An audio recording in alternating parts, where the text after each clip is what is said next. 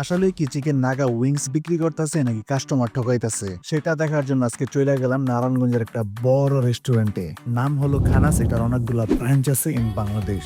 Naga chicken wings try করার আগে এই রেস্টুরেন্টের ইন্টেরিয়র ডিজাইন গুলা দেখেন একবার। প্রত্যেকটা জায়গা সুন্দর এন্ড পিকচার তোলার জন্য পারফেক্ট। এখন খাবারে আসি। এই নাগা চিকেন উইংস এর সাথে অর্ডার করছিলাম দুইটা বার্গার, একটা বিগ লুড বার্ড আর একটা হলো চিকেন চিদার। দুইটার প্রাইস দুই রকম এন্ড দুইটার টেস্টও দুই রকম। একটার প্যাটি ফ্রাই করা আর একটা হলো গ্রিল করা। সবচেয়ে বেশি ভালো লাগছে বিগ লুড বার্ড বার্গারটা এন্ড চিকেন চিদার বার্গারটা এভারেজ লাগছে। ফাইনালি এখন নাগা চিকেন উইংসটা ট্রাই করব।